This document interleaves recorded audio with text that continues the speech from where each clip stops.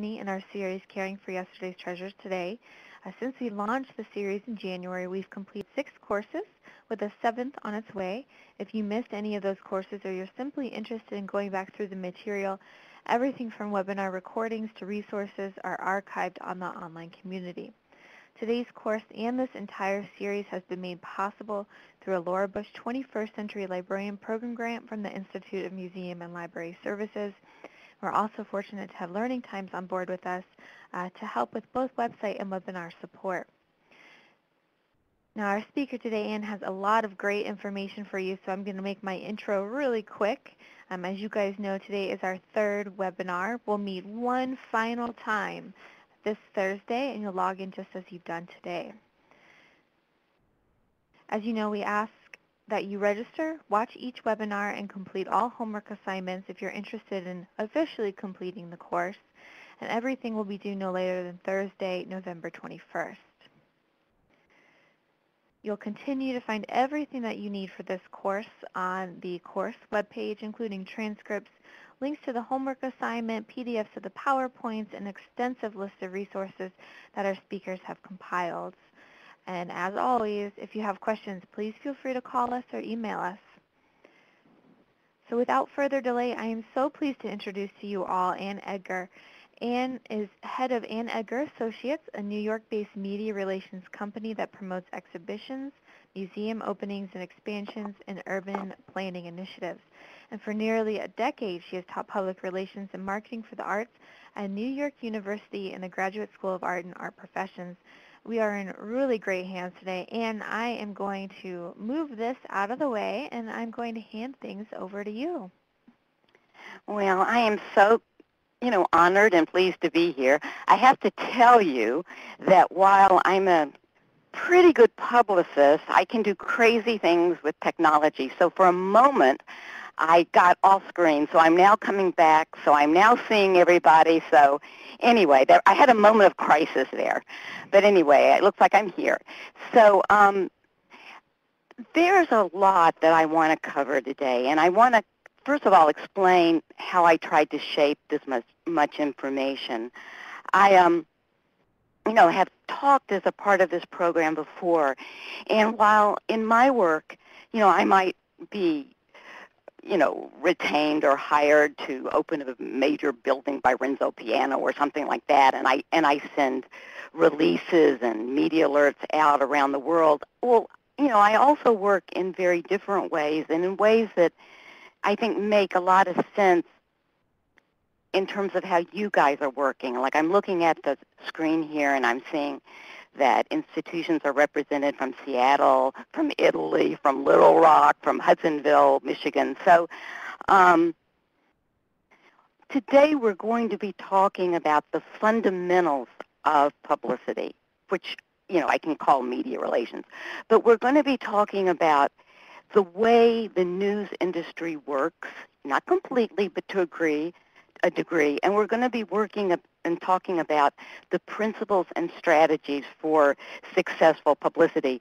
So you guys, you won't hear me talking a lot about the digital age. It's not that I don't think it's important, it's just that these principles and the strategies pretty much stay the same regardless of the delivery system. So let's, kind of begin. Let me see if I can get this screen moving. Is it moving to page 2, you guys? No, Ann. So do you, oh, there you go. Oh, here it is. Perfect. Oh, good. Okay. Now, many of you are very experienced publicists or very experienced in what you do, so please don't take umbrage at this question, but it's a basic question, and it's the question of how is press coverage different from an advertisement. I wonder if someone wants to throw something up on the chat board, or if that's appropriate, and let me take it from there. So how is press coverage different from an advertisement? And I'll be looking to see if anybody puts anything into the typing. Exactly. Yeah. So Jennifer from Naples, Florida, yes, you pay for an advertisement. And what the difference is that one can totally shape an advertisement. You know, we at institutions can design the ad, we write the ad, we decide the day we want that ad to run, and we decide how large it wants to be. Well, that sounds like a really great idea for getting the word out about our institution and our collections, but the only trouble is that advertisements have one drawback. So I'm seeing something from Carla from Council Bluffs who's saying we also get better response from press coverage. Why might that be? Why do you think that an organization gets better response from press coverage than from an advertisement? Does anybody can hazard a guess on that? Yes, Christina, thank you, from London. Press coverage is an imprimatur. When your local newspaper or a regional magazine, a national magazine, a television program, when one of those entities decides to cover your museum, your library, your archive, in a way, it's a third person, a respected third person saying, this is a good organization and what they do matters. And a paid advertisement, you know, we're all savvy enough today to know that paid advertisements, while valuable, don't carry that kind of a recommendation. So let me see if I can get this slide to move one thing further. Let's see. We've got a poll question coming up. I wonder where that is. Let's see. So you see the two arrows in the bottom left-hand corner of the PowerPoint? Uh-huh. So you'll just click there, and then whenever you're ready for that poll question, I have them, and I can bring them out. Okay. So I'm seeing it, and I'm, let's see. Aha, okay.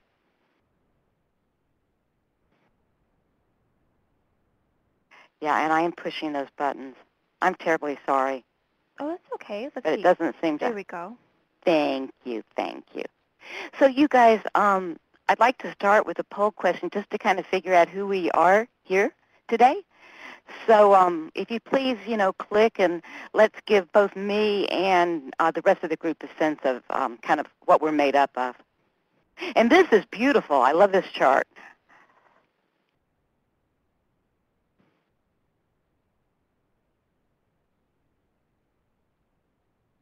Okay. We're coming in so far mainly as archivists, which is great. Some conservators I see are here. Curators, wonderful. Librarians. It's interesting that I'm not yet seeing a press officer, which is just fine. I've tried to design this PowerPoint in this presentation today to be useful for a person who's not a professional press officer. And so much of what we're going to be talking about is common sense and using the skills that you have as a librarian, a curator, an archivist, or an educator. Okay. So that looks like that might be it. So let's see if we can get another slide to come on. Okay. Now, this is probably something I'll just ask you to quickly, put into the chat, just type very quickly, but what percentage of time do you, as a curator, archivist, whatever, spend on publicity outreach each week? Yep. Thank you, Pam. This is great. This is great. And then yet I see Melissa from Michigan doing 8 to 10 hours, less than 5%. Okay, 10. So some of you guys are devoting quite a bit of time. I mean, a whole lot, and some of you quite a little. Does daydreaming count? Yeah, it really does actually. It comes in handy. So this is fabulous. 25%, I think that's a good amount of time.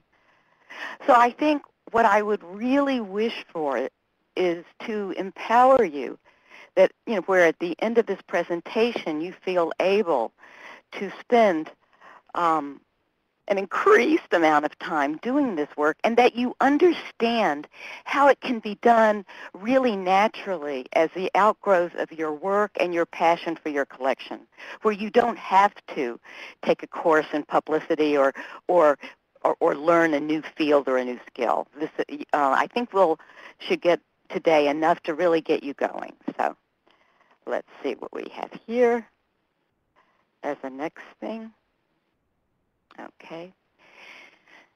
First of all, there's no mystery about what we do as publicists and what you do in your job, and it's not so different. They're kind of the same thing.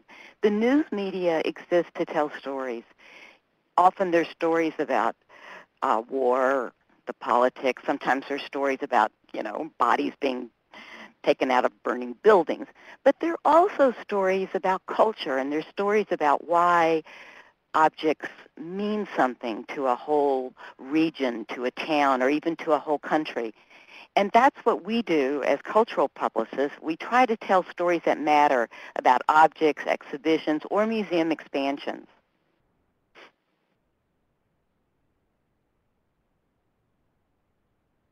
Let's see. It seems like I'm trying to get this to move. Okay. We're going to be talking a lot today about the idea of what's newsworthy. And the idea of what's newsworthy is more than just what's interesting. I can tell you an interesting story today about me, my job, why my firm is interesting, and why I'm an interesting publicist, how I came from Tennessee to New York. I think that's very interesting, But it may not be interesting to the media, because there are lots of people in New York with interesting stories who've come from other places. So what we're going to sort out today is the idea of not just what's interesting. That's a given. We're going to try to sort out what's newsworthy. Let's see if I can get this to move a little bit more quickly. And okay. If you want to, I've been clicking for you. If you just want to let me know when you're ready, and I can advance it for you. Okay. Let's, we could probably just team it together, right? Feel free to, as you feel me coming to an end, just advance it, and I'll be grateful. So, Sure. And if I don't like it, I'll ask you to hold it. So, Perfect. So let me ask you guys. Let's start off with, an example. Imagine that the sentence you see right here is a headline. Is it newsworthy? What do you think? Is that newsworthy? The Museum of Motorcycle History receives its first brown motorcycle. So if somebody just give me your opinion. Oh, I agree. Thank you. You know why it's not newsworthy? And Jenny, I don't know if you're the one advancing, but if you'll advance. Yeah, thank you. And then advance again, if you will. The reason it's not newsworthy is something that I wanted to bring up, because it's something that we all are prone to, and we need to be asking ourselves the question. We all tend to invest our work with a sense of importance because we devote so much to it. Like, if you're an archive in, say, a small town, say Athens, Pennsylvania, and say you're the Museum of Motorcycle History in Athens, Pennsylvania, and you have looked for 12 years for a brown motorcycle, and you have finally found one. Well, that might be something for your local paper, but it's not really going to be newsworthy much further, and maybe not even there, because there are probably a whole lot of brown motorcycles out in the world, and they're probably in a lot of other museums. And I share this with you to ask you to always ask yourself, is this just interesting to me because I'm so invested in it, or is this of genuine public interest? Like, yes, I know we spent $2 million on this new installation for our archive on Abraham Lincoln. But given that there are 3 other similar installations in town. Is this really going to make news? Sometimes, being institutional and nonprofit people, we can devote money and resources to projects that are really valuable, and they're exactly what we should be doing, but they're not necessarily newsworthy, or they're not necessarily newsworthy outside a small group of people, maybe like our newsletter. It could go in a newsletter for friends, or perhaps the daily paper. So if we could advance a slide and begin talking about the kind of things that make things newsworthy. Joke, yes, man bites dog, yes, that's newsworthy. If we advance again, maybe we find another reason. It's a first, it's new. What are some other ideas that, or knowledge that you guys have out there? What are things that what makes something newsworthy? If it's a first, if it's new, it tends to be newsworthy. What else makes something newsworthy, particularly in the field we're talking about, archives? Any other suggestions about what makes something newsworthy? Anniversaries, perfect. Lisa from Boulder Creek, yes, we're getting to that. An anniversary is a wonderful reason for making something newsworthy. I'll talk about it in a second. Widespread interest for many people, yes, that's right. Completion of a major restoration, yes, that can be newsworthy. Pertinence to the reader, yes, and that's a really good point. From Abraham, that you've got to put yourself in the mind of a reader or a television writer or the public and think, what matters to people? And let unique, rare, nostalgic, all totally true. Uniqueness, again and again, something that's rare, unique. A discovery, yes, yes, as always. And Jenny, if I could ask you to do some more advancing, and because we've got some of these on the slide. So, many of you have already said this, but, an object that's never been seen before or never been seen before for hundreds of years, extremely newsworthy. A rare object. Something that's unbelievably old, strangely enough. If something's new, it's newsworthy, but if something's unbelievably old, and I always think of that body that was uncovered, maybe it was a decade ago, from ice, and of course it was the body of a person who I think lived in the Bronze Age. So, that's completely newsworthy. And again, earlier when someone said, and I guess it was Abraham, said pertinence to the reader, well, we know that people are impressed by expensive things. Maybe we as educators or academics sometimes wish that weren't even true, but it is true. And so, we think of maybe over a decade ago when the Smithsonian sent their collection, on loan traveling around the country, they emphasized some of their diamonds, some of their jewelry collection. And part of what made those objects newsworthy was that they were unbelievably rare and expensive. They were things that you and I, an ordinary person, would probably be able to own. Okay, if we could have an advance, please. Thank you. And I see that someone is saying highlighting a life when an important person dies. That's Carolyn from Houston. And that's really true. And so much of your potential as storytellers, as archivists, curators, and conservators comes really from human interest. And Jenny, if you'll advance a few times, we'll get, a lot of these are human interest stories, which is a kind of category of news stories. But, if you ask yourself, who owned this object? Who made this object? Who found and saved it? And perhaps who's conserving, who's doing the preservation work on the object right now? And provenance, yeah. Philip, I see that you put that up there. And yes, I didn't have that on news, but that's definitely for museums and archives and collections, sometimes a really powerful thing. And again, it kind of gets back to human interest because I say who owned a work, that's provenance. So it's, if you in your collection, if you're able to say this was owned by George Washington or this was owned by Madame Pompadour, it's interesting, it's newsworthy, and it's something you can sometimes spend a pitch, and that's a term that we use, of course, in media work. It's a pitch that you can develop to bring to a journalist. So if we could advance a little bit more. Now, this is something that's kind of, to my mind, counterintuitive, but I bet each of you understands it. Cultural news, art news, and the kind of news that you have, like human interest, it's often interesting news, but sometimes it gets to be ignored because it can almost be told anytime. Like, I don't know how many of you have gone to cocktail parties and you've talked to a journalist or you've talked to someone and you've told them about a new object that you've just got in, and, it had been owned by the Middletons, and no one knew of the existence, and it sheds light on this or that. And people, perhaps the journalist you're talking to says, gosh, that's fascinating. Will you send me an email about that? But even though you do send that email, you never quite get that story written or published or online.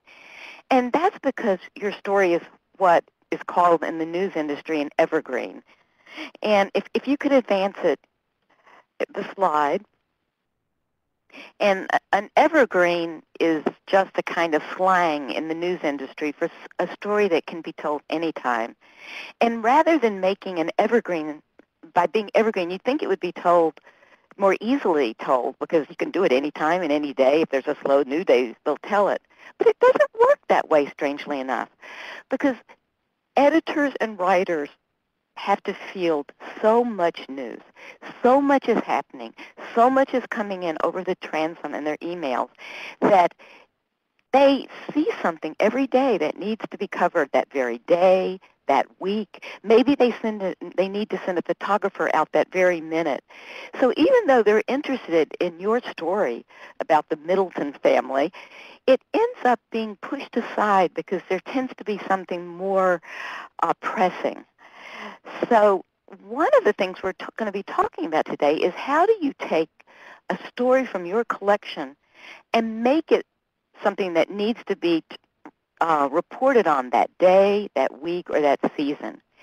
And there's another industry term for doing just that, which is creating a reason for your story to be told right away or soon, or rather making your story newsworthy. And to advance the slide, we call that a news peg. So how do you create a news peg? How do you create a news peg about a group of objects in your collection, about a donation? Advancing the slide, we'll see there are a number of ways to do it. Sometimes you can create a news peg by the very process of work that's right in front of you. Say you're a small museum in the middle of, say you're a small museum in Council Bluffs, and you're a museum devoted to, automotive and early automotive and farm equipment. And maybe it's a Tuesday, and that on Thursday, 2 vintage 1930 trucks are going to have to be lifted into your museum by a crane. You might tend to think of that as just a regular process, a work day, and you go about your business. But you can think about that as a photo op. I have to tell you, anytime a crane lifts anything into a museum or into place, that can be an interesting picture. And you don't have to do anything fancy to get word to your newspaper, your local newspaper about that. All you can do is call and say, hi, I'm Roberta, and I'm from the Council Bluffs Archives, I'm making up a name here, the Council Bluffs History Society, and I just wanted to tell you, I think we might have a good picture for you because on Thursday we're doing this and that. So one thing I want to emphasize in this talk is low tech. Don't feel that you have to write up something in a particular way or be a public relations expert to do something like this. You can just get on the phone, identify yourself who you are. You can even say, I don't really know what I'm doing because I'm an archivist and I don't usually call the media, and the person on the other line is liable to help you all the more. So let's advance the slide and think of other things. And as someone earlier said, anniversaries is really brilliant because, or at least smart, I don't want to get into hyperbole here, but, one way we make our collections relevant is by trying to tap into what the people around us, the community around us is thinking about. Sometimes it's the headlines, and sometimes that's, sad. Like, sometimes you're reading about a flood um, in a state, in an adjacent state, and, maybe it's an opportunity for you as a conservator to call and say, I'm calling from a conservation lab, and we've already put together a 10-point guide on what to do with water-sogged objects, and we're happy to share that with your readers and your viewers. So sometimes it's seeing yourself as a resource during an emergency. Sometimes it's responding to seasons. You can think, I think I need to ask you to back up for a second in terms of the slide, but sometimes we think of it's a season to start thinking picnicking, or gardening. And so in late March, if you have a collection that has perhaps, really vintage, rare farm implements from even the 18th century, think in terms of the fact that it's beginning to be time where some people in your farming community will be thinking about planning, and it might be a great time to invite a journalist to come into your archive and see these implements. Anniversaries, is it the 100th year of the founding of your library?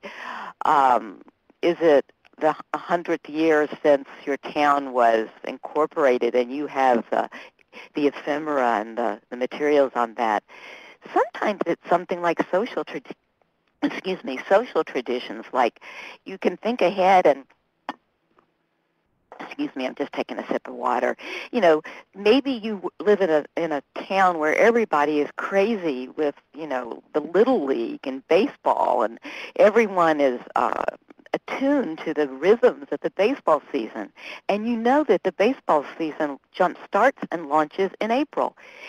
Might be a good thing in the fall to look into your collection. Maybe you have, and you of course would know this already, but maybe you have a collection of antique gloves and bats, etc. So anyway, and maybe Babe Ruth was born in your town.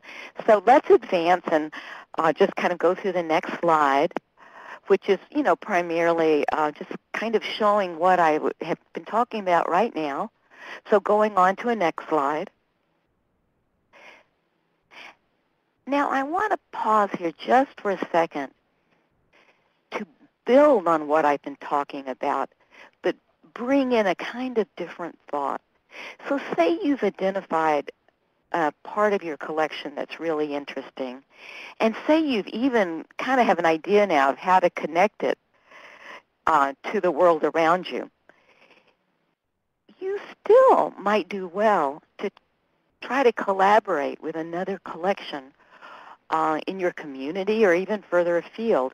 Because say it's occurred to you that you've got a really great collection of baseball mats, but say you also know that the history collection in the town next door also does.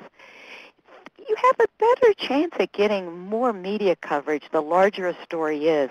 And there's a term that we use in publicity called bundling, and it's called building a story bigger.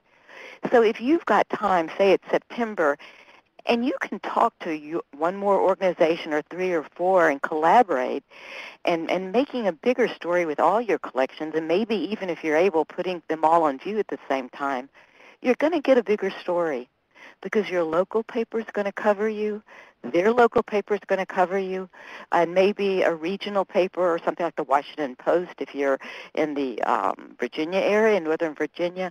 So it's a way of building. Another strategy that I bet a lot of you guys do and know about is piggybacking.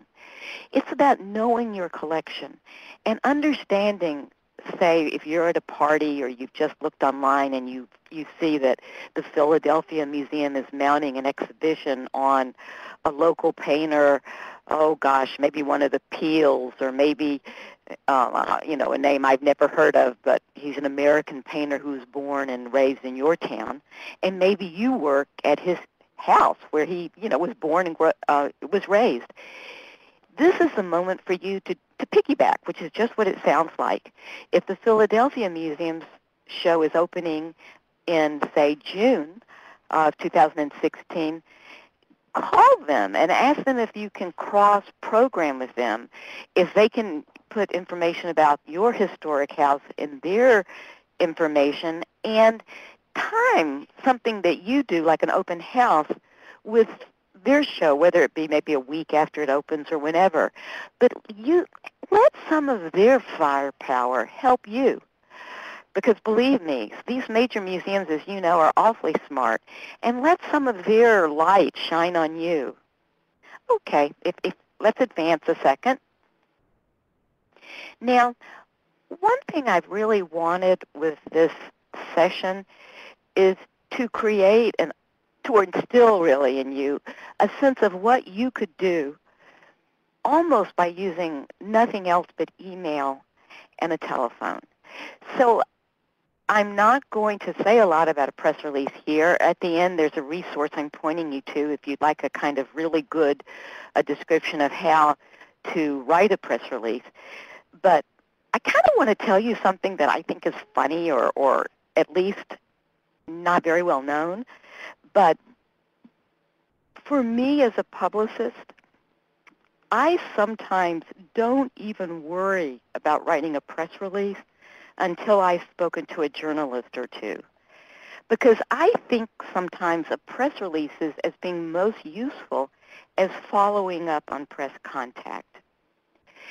And I'll tell you, when I first began this work, which was 1986, before the Internet, before voicemail, you know all the befores, but when I began then, I had a different idea of what I do. I thought that what I did as a publicist was write a press release and send that press release out to my press list in envelopes, and that what I did was like sprinkling seeds.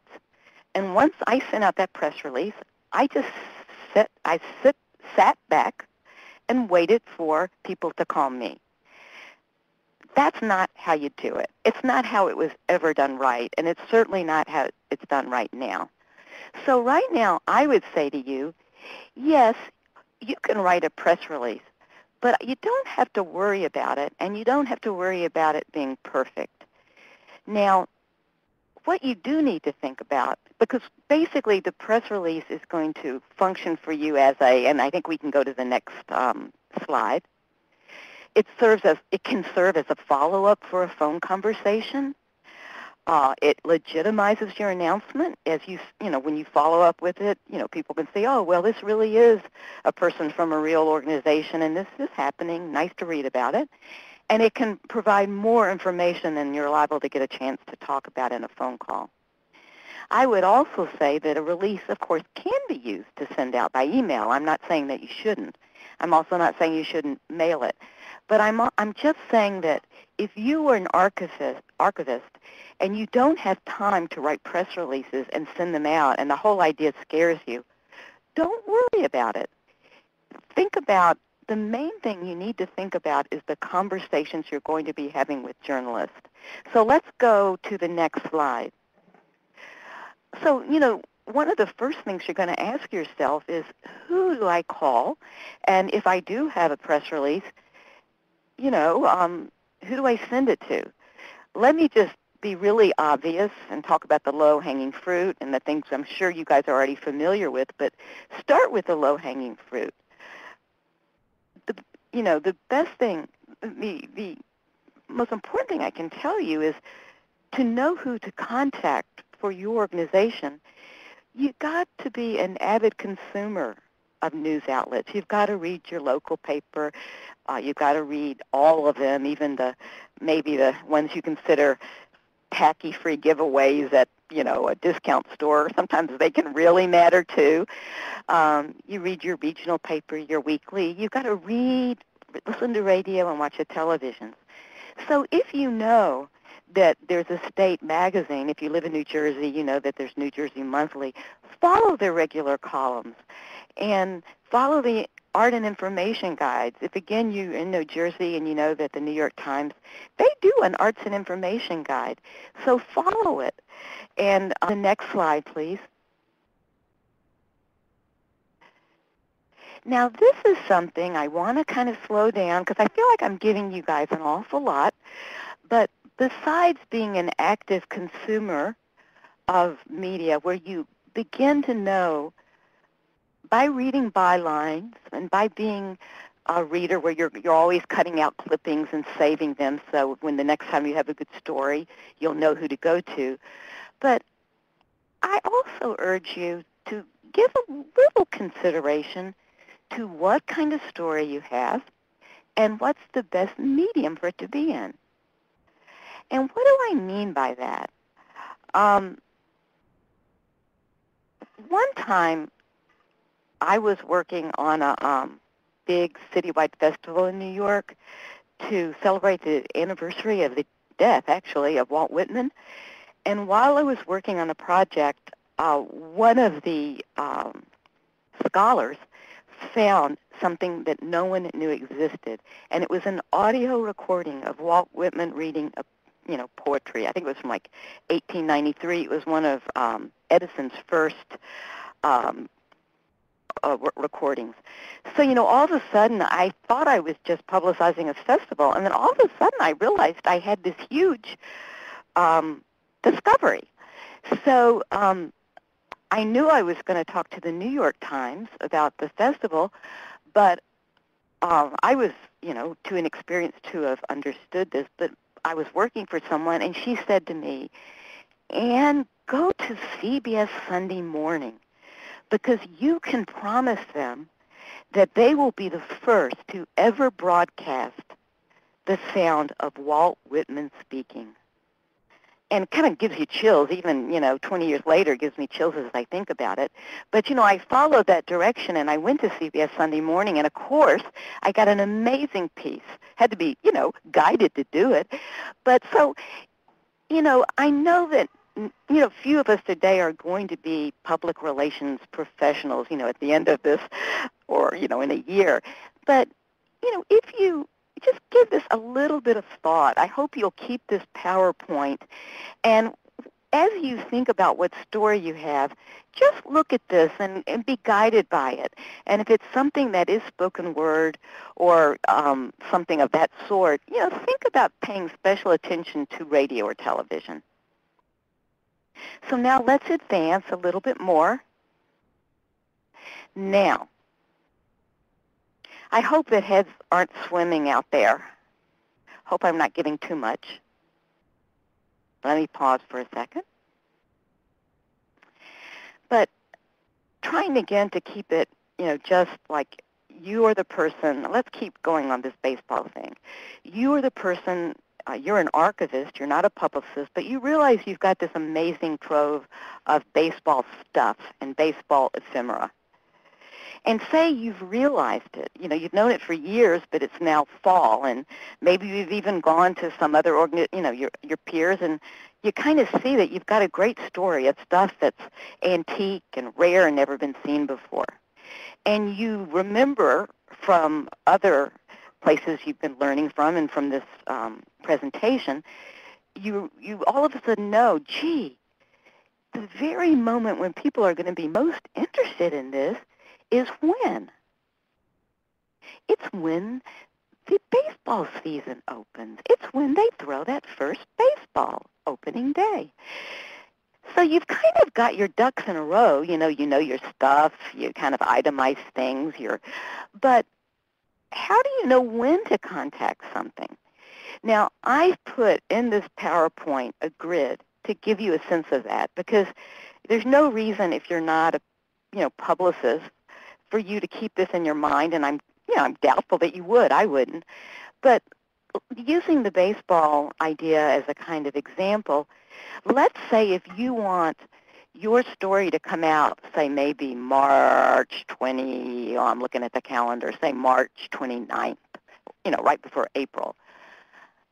Because glossy magazines like Vogue, like, Sports Illustrated, like Smithsonian, um, so many of the glossy magazines that come out every month, well, believe it or not, they may have deadlines even as long as 4 months, certainly 3 months.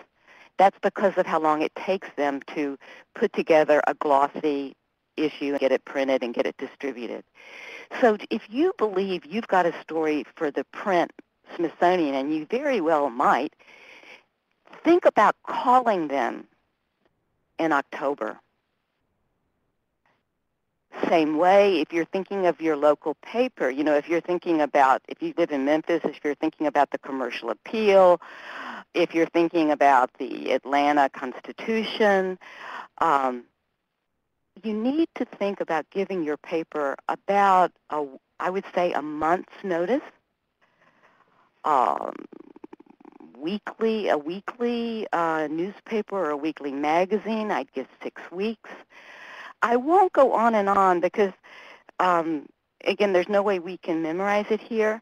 But if we can, let's advance to the next slide. Okay. I hope that you'll feel free to use this PowerPoint as a resource. And I would really just leave it where if you're ever in doubt, feel free to call that publication or that television station and say that you're calling from a nonprofit, from a small museum, that you think you have a good story and you're thinking it's going to open or, should be told on 1st of April, and just ask them, say, when should I contact you? Should I send you the news now or should I wait till later? So always, if you're in doubt, try to be early, and please don't hesitate at all to ask for help. Okay, let's advance. Now, I'm going to take a break and look a little to see if there have been any comments that I need to respond to. Oh, that's great about the weekly artifact for the weekly artifact. That's great. That's great. I know, there for a while the Wall Street Journal was, pulling out artifacts from museums and devoting half a page to them, just talking about nothing but that. A Facebook page, that's another great idea. Looking back, that's a great thing to bring up, Joan, because I know that a lot of local papers, including one I read from Nashville, always looks back 25 years, 50, 100, which is so perfect for you guys. I mean, it's just meat and gravy. So I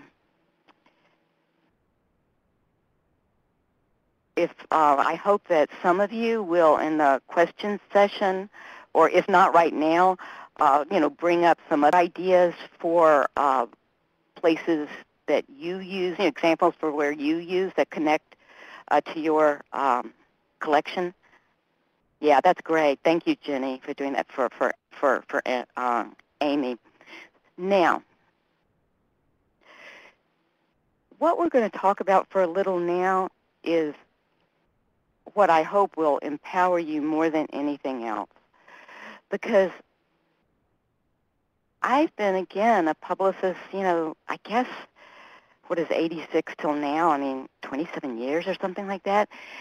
But I still primarily scan newspapers, magazines, web magazines, blogs. Everywhere I go, I look for bylines. Whenever I find a story that's anywhere near in topic or a subject to the work I do. I also use a commercial database. I'll talk about that more in a second. I wonder how do you guys find the names and contacts? Do you have an up-to-date press list that you're always adding to? Are you stuck with an out-of-date one? Is there another way that you go about finding journalists? if I could have just a few ideas or ways that other people are going about websites. Thank you. Thanks, Tammy. I do that too. You couldn't do that, of course, even 8 years ago, and now it's the most valuable way. Yes, yes, yes, Melissa. That's exactly right. You email the reporter. Yes. Oh, let's see. It says, coming from Wheaton, Illinois, it says, our college has a media relations department. It's on top of that. So you use that media relations department then as a resource, but you also, it sounds like, are free to go directly to that source once you've kept your department in the loop. That's great. Okay, Amber from Wheaton. Oh, no, excuse me. Amber from Athens, Alabama.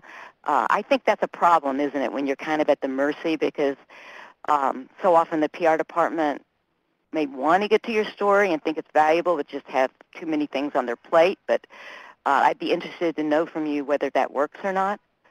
I'm glad, Dave, to see you update the master list. Sometimes our company works with organizations that are such good organizations, but the list we give are really not usable. So good, good, good. Okay. So if I could go to the next slide, please. There's one behind that. Okay. So basically, this slide really just repeats what so many of you have just told me, which is, great. Right now, with all my experience and all the work I do, I basically do exactly the same thing that you do, and that's because it's the right way to do it, and you're doing it right. But if I know that I see something that could be right for Smithsonian magazine, I go online. I look for staff, and sometimes it's not easy. Sometimes I go online, search their website, find out that there's not much there, so I find a phone number, and I'll call and I'll ask.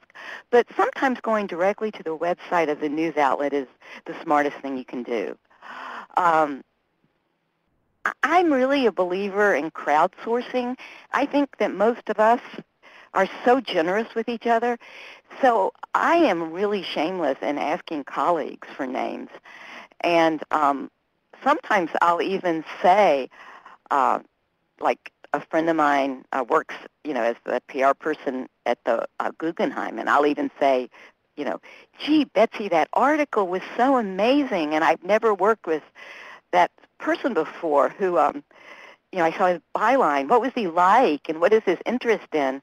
And then, you guys, I'm even so shameless that at the end I'll even kind of say, and could you share me? Perhaps could you share his email with me? We know how to do that, right? So, if you do it nicely and if you preface it with, I hope I'm not being inappropriate, or forgive me if I am, and then ask, people really aren't going to take it badly. And so use those around you, because, that's a way of making friends, really. Google, we'll talk about that in a second. I Google people, sometimes find out how to, get to them and what they're interested using Google. And you guys, we also here in this office use something that's called, Cision or Burrell's database. But I have to tell you, my company spends $4,000 a year for that database. And I know that some of the major museums use it, and it's fabulous. I mean, if everyone in the world could afford it, I would say to you, use it. It's just incredible. What you do is that I type a name in, or I type an outlet in, and I get all the contact and, information about when people like to be called, et cetera, et cetera. But I'm positive you don't need that to do good work. And even with the Cision that we have, I often do exactly what I've been telling you. I search websites, I Google, and I ask people. So, just kind of letting you know what exists, but I wouldn't want you to feel at all as though that's an asset that you need, or, that you need, or you're really out of luck. It's very far from the case. So if we could go to the next slide. I think, a need to spend a long time here, because these are, all ways of keeping up with journalists that I use. I don't use them as well as I could. And, one thing I would say about the work I do is that, and I would say to you, please don't ever feel bad about doing it imperfectly, because it's only possible to do it imperfectly. I mean, I would love to say that I'm always out and about checking and finding people more and more. Just not possible. There's too much to do in any workday or even in any 24-hour period. So I try to keep up, but I end up tailoring it to my needs, and so will you. You'll find Twitters of your local people who are, the best suspects for you. Follow them. Don't feel that you have to do all these things. Just kind of, I would hope that as a upshot of this presentation, that it's not that you're going to be doing things perfectly, that you're just going to be doing them more, and that you're going to be doing them better. So let's move on to the next slide, if we can. Make your own list. Make a list. Again, it doesn't have to be a press list with a capital P and a capital L, but as you put information in, I always find it helpful to put the date that the name and publication was entered.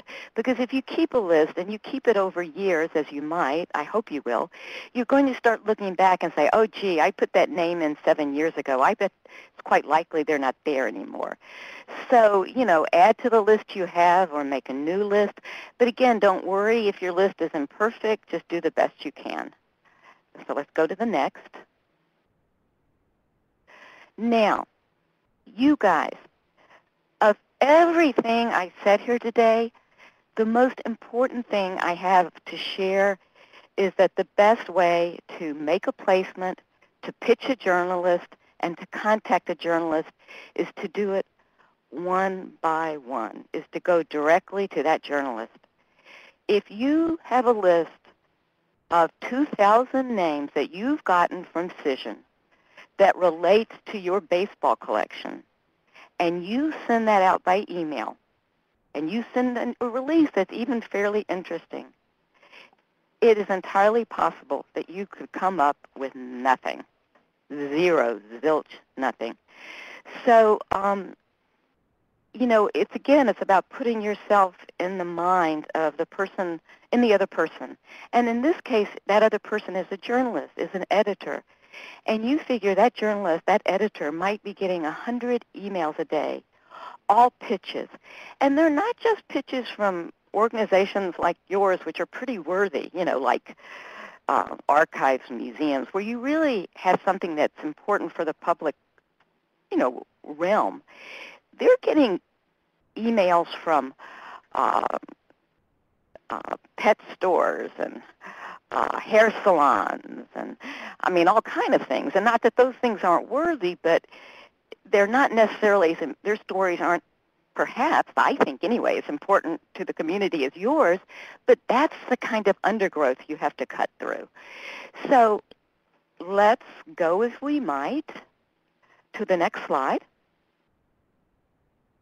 And, again, I say to you that sometimes all it takes, sometimes it's surprising that you can pick up the phone and actually get that journalist. And if you do, I promise you they'll remember your story, because so few people call them these days. Everybody's emailing them. And because you'll come through as a real human being. Sometimes, as you guys know, it's really frustrating because you call and you call and you call, and all you get is voicemail. That happens to me too, so I know it happens. Sometimes when that happens, I still use a phone, because what I'll do is I'll send an email, and I'll direct it right to that person, to their name. I'll say, Dear Sharon, I've been reading your column for a couple of months now, and I think that we at the Albumin History Association might have something that's of interest to you. So I send them an email, but then right then I pick up the phone and I call, and I say, Sharon, my name is Ann, calling from the so-and-so history, and I just want you to know that I sent you an email because I believe it relates to your column. So what you're doing is trying to pull your email out and kind of make yourself more real to that journalist. So let's advance one. So, if I were you, a kind of question I'd be asking myself is, all right, I figured out what's newsworthy. Knowing that has helped me understand what newspapers or what television or what magazines might be the most interested. I kind of figured out, maybe I should put things on View, I should collaborate. I know maybe I should go to television because it lends itself to television. So you've done all the right thinking, and you have maybe a sense of 10 or 15 possibilities for your story. Well, who on earth? What on earth do you call first? Well, I'll tell you. This is what I do. I call the most important outlet first. And the most important doesn't necessarily mean the most important in the world. It means the most important to you. It might mean the most important to your board. Maybe, frankly, you report to a director who's very demanding and who is always asking you, gee whiz, why are the collections of so-and-so historical society always in the Star Telegram, but they're not in why aren't we in the Star Telegram? So sometimes the most important outlet is the one that pleases your boss. But anyway, I contact the most important outlet first. That's just because I want to be sure I get it done. If something should happen to me, if I get hit by a bus, I want that outlet called. And of course, one also begins with the longest lead time. If you are, again, thinking about that baseball story, you're obviously going to start and you're going to call the Smithsonian, excuse my language, I'm going to cuss, a hell of a lot sooner than you're going to call that radio station or that online outlet. So let's move ahead, if we might. The next couple of slides are just tips that I hope will be helpful to you. I try to pitch to freelance journalists as much as I can. A freelance journalist is obviously someone who usually works from home. They write for a paper, but they're not on staff. Sometimes they write for 4 or 5 outlets. If you're in West Virginia, you might have someone in your town who writes for the Washington Post, Smithsonian, Sports Illustrated. They might write for 4 or 5 things. Now, I just saw a good remark given by Marcia Anderson. Yes, let me, in fact, jump away a second to respond to Marcia. Yes, being a source, and that's a word that's, it's a term used in the industry for someone who helps a journalist. Becoming a source for a journalist is a great thing because, obviously, if you help them, they're going to be liable to help you. So if you ever work on a story with, say, a Metro reporter in your town, you might say to him or her, you might say, thank you so much for covering the archive, and, my kid goes to this school, and I'm on a number of boards, and I hope you'll feel free to call me if I can ever help you, get in touch with anyone, and that person is liable to begin using you as a source. And that's very powerful and wonderful for you because it doesn't even mean that you will want them to print something that you're pitching, but you can go to them and say, gee, I've been having the worst time getting a story told, and I don't understand it because I think it's so interesting. Do you have any advice for me? And I can be sure, it's for sure that that person that you've helped by being a source will help you. Now, you guys, let me ask you, why would it be a good idea to pitch to freelance journalists whenever possible?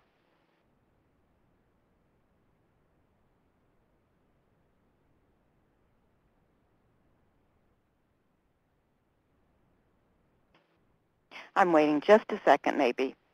Greater coverage. They get paid. All that's good. Okay. To me, the answer that kind of goes right to it is they have the connections already.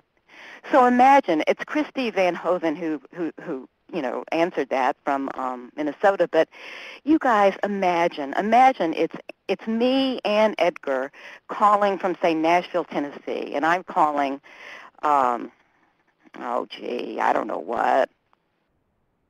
Oh, Lord. I'm calling More Magazine. I think I have something good for More Magazine. But when I call, they don't know me from a hole in the ground. Who is Ann Edgar from Nashville, Tennessee? But if you know that a freelance journalist in Nashville, or it doesn't matter that writes for More, and you can, if you pitch them and they think, oh, wow, this is a great story you have relating to how women age and how to stay vital and active after your 40s, that person has a connection. And when they call the journalist at that magazine, that journalist is going to know them, they're going to take their call, and what's more, they're going to trust the journalist to understand how to work in the field, to understand what's proper, how to work as a journalist. They don't have to worry that something's going to go wrong because they know that journalist is a professional and is on the up and up. I've got to go quickly now. I don't have as much time, so I will say I tend to try to call in the morning. A lot of deadlines happen between, 5 and later. So it's good to get in there in the morning when people are still looking for stories, or at the very least have time to talk to you. If we could advance. Thank you.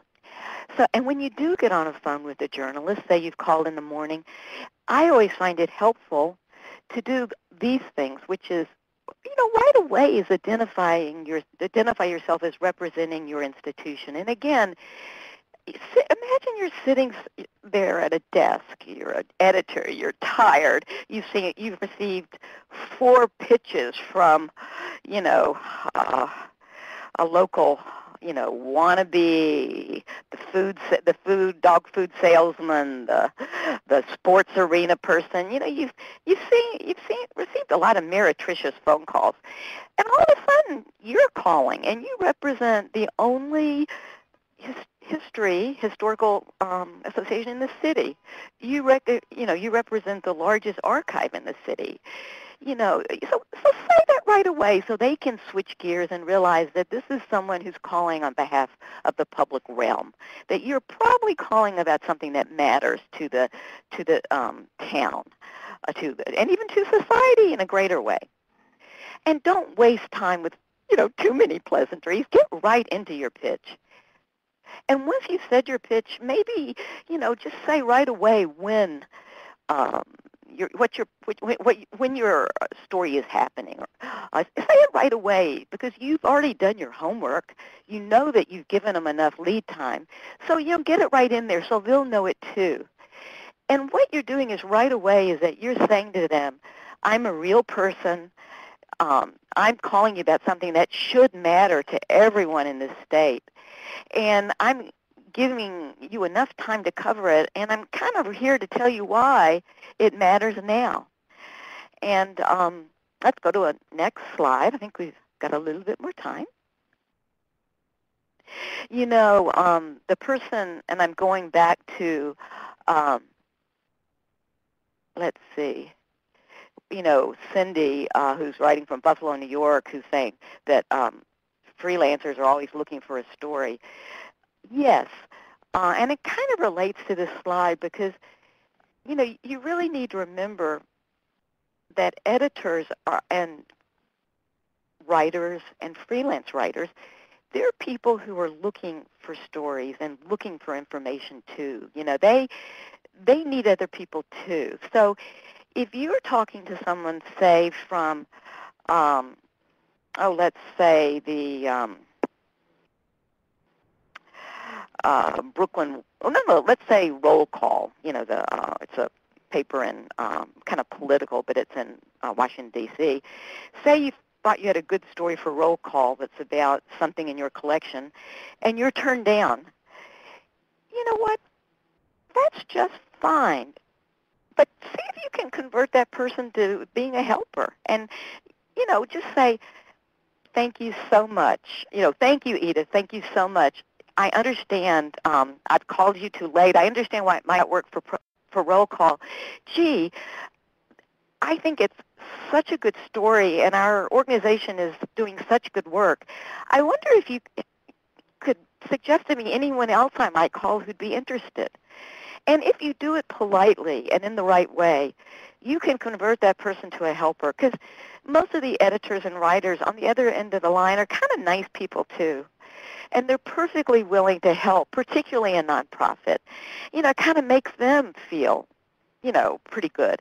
You can even say, if you've called the New York Times, you can say, oh, gee, I so understand that this is not a travel story, but gee, would there be any other department in the paper that might work better?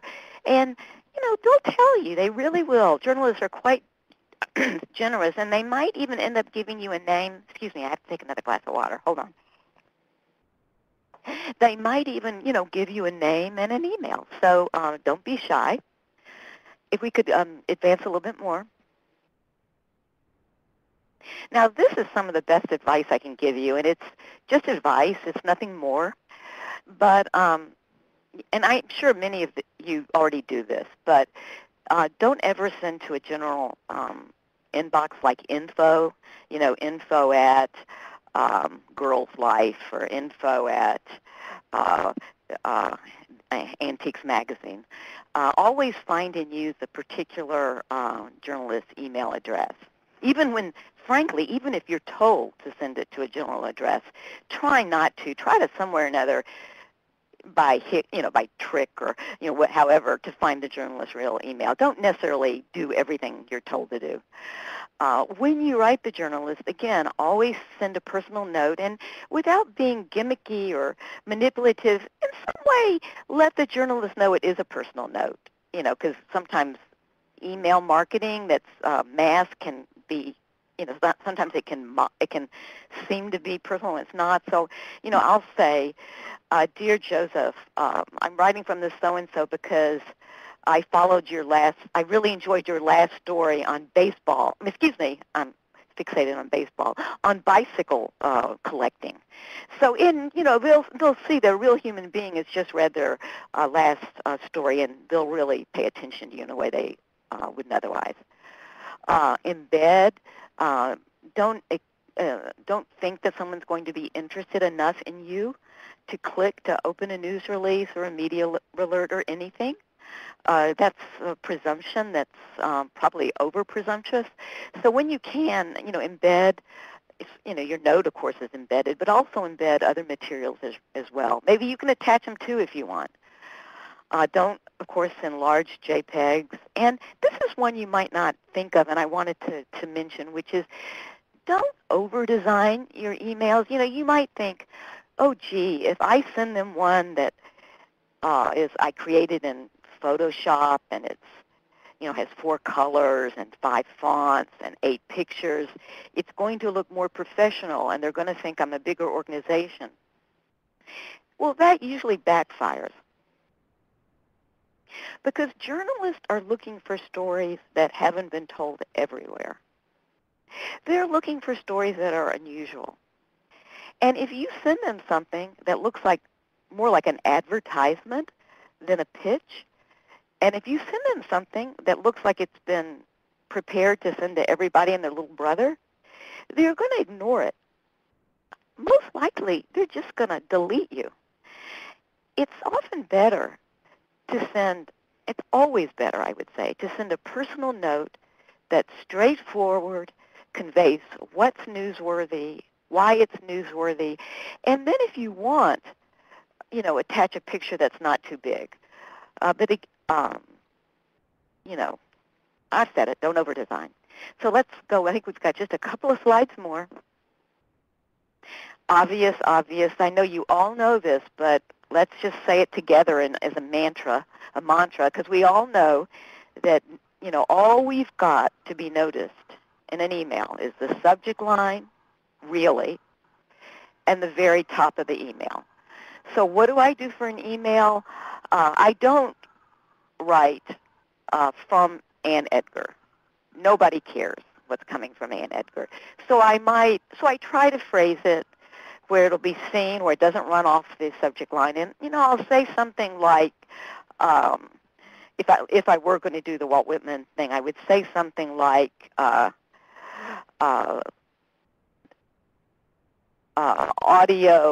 rare audio of Walt Whitman reading is discovered.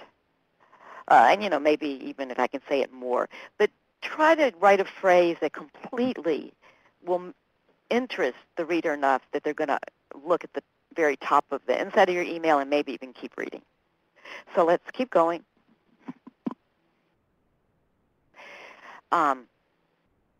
I've kind of already touted the virtues of telephones.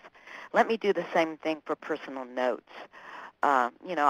It's when someone's written a feature or even a little thing on your organization, send them a personal note. Yeah, you could email it. It wouldn't hurt. But a personal note will be remembered. And, make it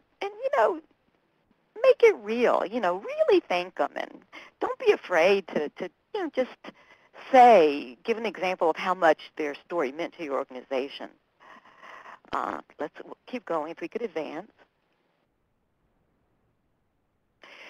When I first started, again, going back those 27 years, I was told by my museum that every large envelope or small that I sent out had to be typed. There couldn't be a typo because anything that wasn't typed or didn't look perfect reflected poorly on the museum. Well, that was then, and this is now. Now, as you all know, we all know this, we all get so much direct mail, kind of fake mail in our lives that's all, typed, and it's not really directed to us. People are it's something trying to sell us something. That now, my office, and I think other smart offices, we've gone the other way. Nothing that leaves the office, like a big envelope particularly, that might have a picture or a press kit in it, we make sure to handwrite it. We say, because it's just my name there, we say what museum it's for, we say why, and we say that it's maybe by hand, if it is by hand. But what we're really doing with this handwriting, the subtext is, this is being sent to you from a real person. Advance. Okay, advance. You can do all I've said. You can do everything right. You can get right to the end. You've talked, you've gotten the story. You've figured it out. You've talked to the writer. You're right there, and guess what? You can lose your story if you don't have good photography. Let's advance once more. Something that's close up, that shows an object that has impact. Let's advance. And, don't be afraid to be funny. And even in your institutional voice, we live in a different world. We're able to be funny now in terms of the digital world. And, and when you're talking to a journalist, don't be afraid to be funny. We're all human beings, and people remember humor. So if we could advance. And this is the last thing I'll leave you with, really, except for telling you about a resource, a book to read. But sometimes, if you've done your homework and you know exactly the one publication that's most important for your story, and you're talking to a journalist from that publication, maybe your organization has just appointed a new director, and you almost have it placed, and you're almost convinced them that it's important enough to run that next week with a picture. You're almost there, and you know exactly where it could go. Advance, please. You can talk about offering an exclusive. And an exclusive, and hold that just there, that's perfect. But all an exclusive is, it's saying, I'm offering you the commercial appeal, the first run on this story. And why might you do that? Because it might be the tipping thing that would make the commercial appeal decide, well, if no one else is going to have the news first, yeah, I really would like to run that. And yeah, I would like a picture of your new director. And maybe if you're talking about a collection, let's get back to that baseball for a moment, as boring as that might be. But let's say you're getting back to your baseball collection and the reporter's a little bit on the fence. How might you tip their interest? Well, maybe you could say, well, let me tell you, our collector is living in just, you know, another next town. He is the most fascinating person. He's a complete nut when it comes to baseball. He can tell you everything. He's the most amazing interview you've ever heard. And if you would like, if you're interested, we could offer you an exclusive, the first interview with him, if that would make you interested in running a story. So let's have another slide, please. The same, maybe, and let's go to the next slide, please. Maybe if someone's a little bit, again, on that fence and they're not really sure that your preservation lab is that interesting, perhaps you could say, we have the most fantastic lab. It's been renovated. It's state-of-the-art. I would love for you to come in, get a behind-the-scenes tour, and be the first journalist to report on what we're doing here now behind the scenes. And then let's keep going. And again, the only thing I would say about an exclusive, and this is kind of ending this presentation, this webinar, I would say be careful about using the word exclusive. I would only use it if you're talking to just the news outlet that you really, really want, and it's clear to you that you need to say something more to get your story placed. But you know, it's something to consider, and it's something to think about. And if you're not sure if you should give an exclusive, you may want to talk to your peers. I think that roster is given out of people who are in this webinar. Maybe you could call someone in the webinar. I'm happy for any of you to email me or even give me a quick call if you have a question. I'd be happy to give you advice. You know, it would be quick, but I'd be happy to give it to you on occasion. So, you know, don't feel that you have to do everything alone. So I think we've just got one more slide. Just asking you not to forget AP, which is, in fact, I hope you use this slide as a kind of reminder to do a little investigation to find out who's near you, an AP, you know, who's the biggest town where your AP person is, to call and introduce yourself, and to remember that any time they do something for you, it is runs by almost 2,000, you know, 1,700 newspapers in the U.S. Now, I really am at the last slide now, I think. Yeah. I haven't talked about a lot, and I particularly haven't talked about how to write a persuasive press release. This book is one I'd recommend. Because it's 2006, it's like, yes, dinosaur land, you know, way before the internet was being used. So it's out of date in that way, but it is not out of date at all when it comes to the principles and fundamentals of doing this work. And I think it's a book you ought to have on your shelf and that you'd find helpful, you know, in the work that you do. So I think we've got time for questions. Yeah, and that was fantastic. So I do have a handful of questions, and if folks want to continue asking them, feel free to do so. I'm going to just quickly post up the homework assignment for today. It's also on the course webpage, and I'm going to also ask folks for, if you're watching in a group, to go ahead and enter in everyone who's watching with you. So, Ann, I'm going to go ahead and ask you a few questions. Thank you. So Belinda, earlier on in the presentation, had mentioned do you have any suggestions about getting through the filter of a larger institution that already has its own PR department? Do you have any suggestions of working within an organization that does have their own PR, but maybe their department is not the priority, or there's a lot of departments that the PR department has to prioritize. Do you have any suggestions? Well, I would do this. Um, First of all, I would do my homework, what we're talking about. Like I would go there with I would go to the next step up, probably the PR department. I'd go knowing about what stories I think I have, maybe a handful, maybe one. I'd go even showing that I have some sense in understanding the possible timing, and I would go with pictures, and in a way, you're pitching the person above you to convince them that this is a story worth telling. And in doing that, a little flattery never hurt. So I would say, I know that you guys do wonderful work, and you know a lot more than I do about PR.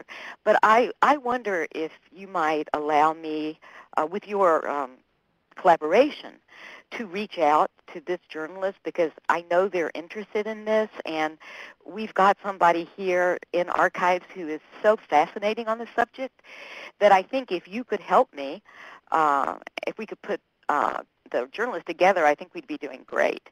So, I think you've got to, it's very frustrating, but I think maybe you need to show and give the person in the PR department, the larger department, confidence in you.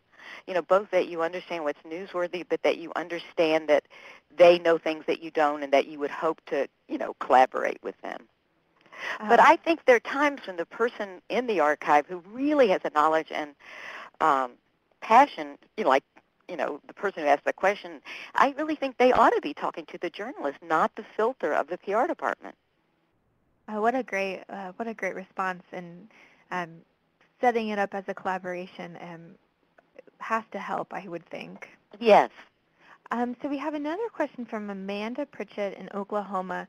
She's curious if you have any tips for getting a TV station to visit your museum. She says they're 70 miles out from the metropolitan area, and they don't seem to have an interest. And Carla also chimed in from Iowa and says she seems to have the same problem. They're across the river from a large city, and the TV stations, it seems difficult to get them to come out to them. Do you have any suggestions? Gee, I have that problem more and more working here in New York, because anywhere but here, where you might think it wouldn't be such a problem, because I know that so many televisions have cut, stations have cut staff, that it really is hard to send crews out. So I have two responses to that. One is, if you're having trouble getting them to come to you, can you pitch them by coming to them? Can you think about a curator, a collections curator, an archivist, someone who's really dynamic, who knows something well? Can you pitch a story and ask them if that person can come on a morning show or be a weather stand-up? You can't ask the TV to adjust to you. You've got to adjust to them. So by watching them, if you can see if there's a program someone to go on, I would think, though, that in terms of getting them to you, it's probably going to need to be positioned kind of hyperbolically. It's got to be, it's like, Virginia, I know I call you all the time, and I'm hoping you'll come out, and I know how hard it is. But this is really the moment right now, because we have works that will not be seen in this area in probably our lifetime. On Thursday, we have the greatest expert in the world coming from Europe to talk about these works, and this is really a moment. And, I would even ask them, if they can't come out, is it possible for you to shoot video that they might be able to use on the evening news, where you walk through and shoot things in your collections of the archive? So again, I would call the TV and ask them for help in collaborating with you to make something happen. That's great. So we have about 4 more minutes left, and I still have a couple questions, so we'll try to get through them all. Marcia had a question about press contacts. And what are some of your thoughts about LinkedIn, using LinkedIn to find those press contacts? I think that's a great idea. Um, I'm trying to figure out how to use LinkedIn better because I don't use it very well, but I want to. So, yeah, I think that's great, just great. And then another question from Michael in Georgia.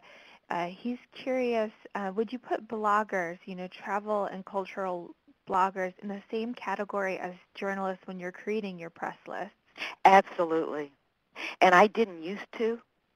It's been different. It's been a sea change. So, yes, they're on the list, and they're really journalists.